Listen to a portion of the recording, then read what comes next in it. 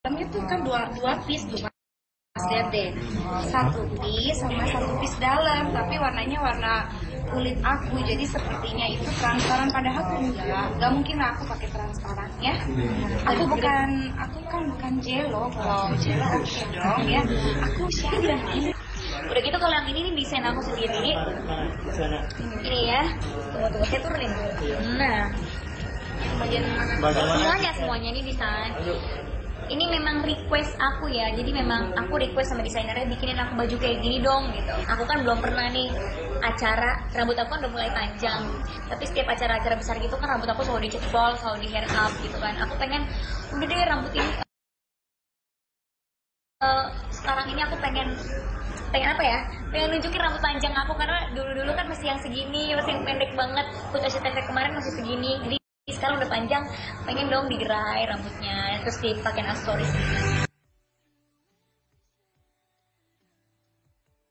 Banyak hal, Prilly belajar untuk kreatif dari berbagai terobosan yang dilakukan Syahrini.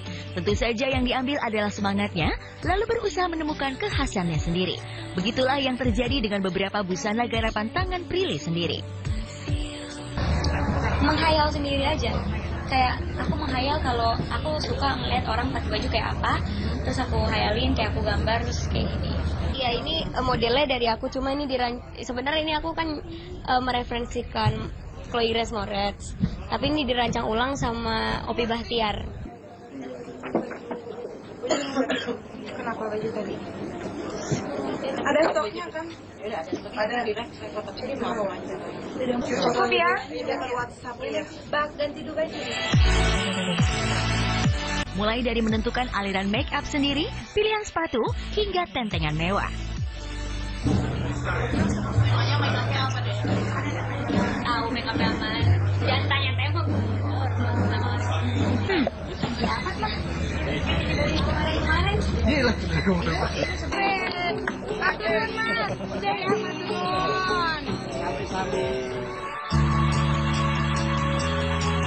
Kota Makassar.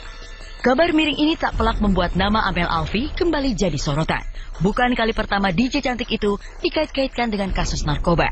Tapi sampai detik ini, setiap indikasi keterlibatan dirinya sebagai pengguna narkoba tidak pernah terbukti.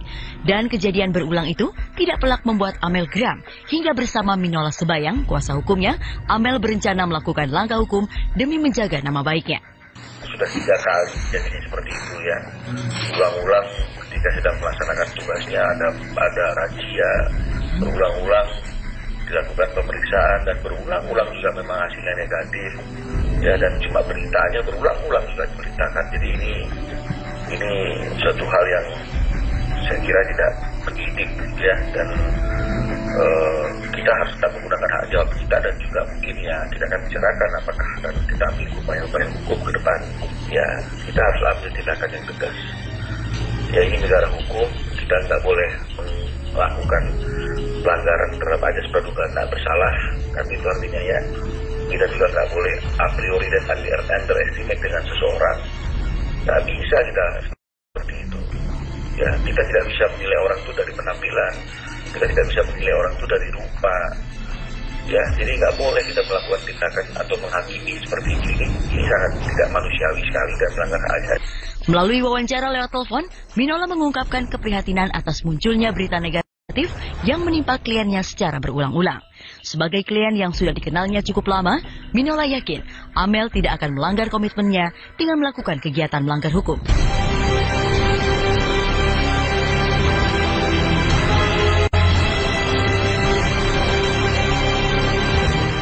Kita harus ambil tindakan yang tegas ya, ini negara hukum, kita nggak boleh melakukan pelanggaran terhadap ajas praduga tak bersalah kan, itu artinya ya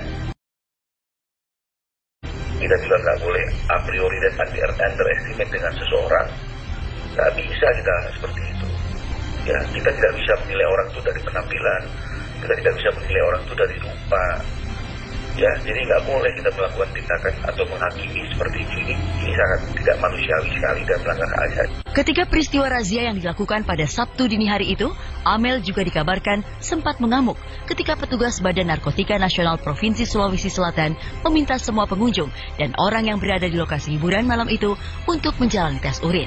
Apa sebenarnya yang membuat Amel pada awalnya tidak bersedia menjalani tes urin? Nah, dia itu kan jadi DJ tamu kan di salah satu klub itu untuk melaksanakan tugas dan profesinya lah, ya. Dan sebagai DJ tamu sebenarnya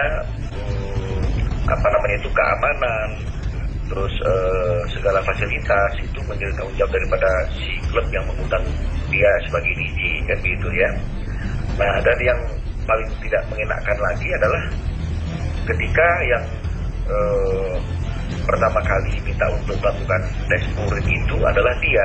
Padahal DJ-nya itu selain dia yang dari Jakarta juga ada DJ yang lain gitu misalnya.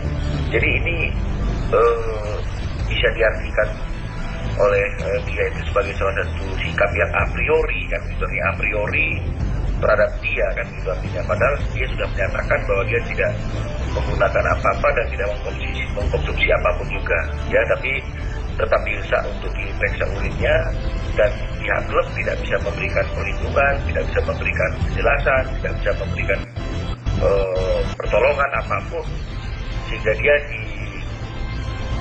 diperiksalah urinnya kan gitu ya, diperiksa urinnya dan negatif ya, karena memang dia tidak dalam posisi untuk seperti itu ya, karena dia memang kan profesional bekerja dan jauh dari hal-hal yang seperti itu.